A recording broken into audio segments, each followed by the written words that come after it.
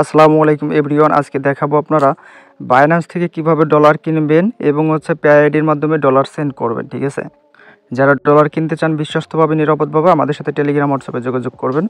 তো সর্বপ্রথম বাইন্যান্সে চলে যেতে হবে, তারপর নিচে অ্যাসিস্টে ক্লিক করবেন। আমরা সততার সঙ্গে ডলার বিক্রি করে থাকি। তারপর নিচের দিকে দেখবেন যে পে আইডি আছে, জাস্ট এইখানে ক্লিক করবেন। ক্লিক করার পরে আপনার পে আইডি আসবে। ঠিক আছে, ওটা জাস্ট কপি করে আমাদেরকে দিবেন। তারপরে বিকাশ নগদ বা ব্যাংকে টাকা পাঠাইলে আমরা আপনার ডলারটা সেন্ড করে দেবো। এটা পে আইডি। ঠিক আছে, এটা কপি করে দিলেই হবে।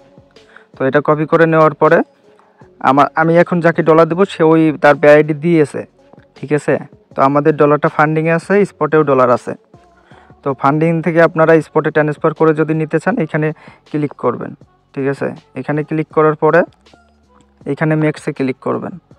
ম্যাক্সে ক্লিক করলে নিচে কনফার্মে ক্লিক করবেন, ওকে দিবেন, আপনার ডলারটা স্পটে চলে আসবে। তারপর স্পট থেকে আপনি উইথড্র অপশনে ক্লিক করবেন। তো আমরা এখন উইথড্র অপশনে ক্লিক করি। এখন এখানে ইউএসডিটি এটার উপর ক্লিক করব। এখন নিচের দিকে 2 নম্বর অপশনে send via email phone number, just এটার উপর ক্লিক করব। এখন তার পে আইডিটা এখানে দিব, আর এখানে উপরে বাইন্যান্স পে আইডিটা সিলেক্ট করে নেবেন। ঠিক আছে, এখানে ইমেইল ফোন নাম্বার বাইন্যান্সের পে আইডি যেটা দিবেন ওইটা দিয়েই ডলার পাঠানো যায়।